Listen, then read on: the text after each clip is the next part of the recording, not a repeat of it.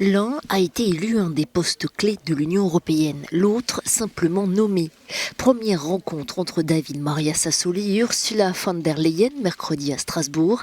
L'Italien de 63 ans est le nouveau président du Parlement européen.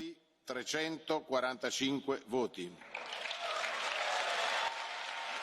Ce social-démocrate, eurodéputé depuis 10 ans et ancien journaliste de télévision, a obtenu la majorité absolue des suffrages.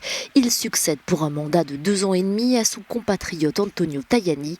Dès son élection, le nouveau président s'est adressé aux parlementaires, parlant d'une union imparfaite qui a besoin d'être réformée. Personne ne peut être heureux de garder ce qu'on a. Nous devons retrouver l'esprit des pères fondateurs qui ont su mettre de côté les hostilités de la guerre, mettre fin aux échecs du nationalisme en nous donnant un projet capable d'allier paix, démocratie et état de droit.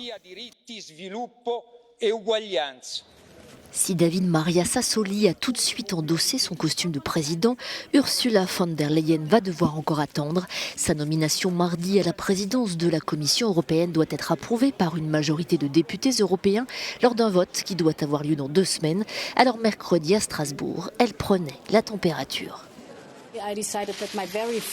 J'ai décidé que mon tout premier arrêt serait ici, à Strasbourg, pour rencontrer le Parlement européen et entamer immédiatement des pourparlers avec les députés. Car c'est ici, au Parlement européen, que bat le cœur de la démocratie européenne. Rien n'est encore joué pour cette proche d'Angela Merkel. Certains députés remettent déjà en question cette démocratie dont elle parle, car ils estiment que les 28 leur ont imposé sa nomination. Ils menacent de ne pas lui accorder les suffrages nécessaires pour devenir la première femme présidente de la Commission européenne.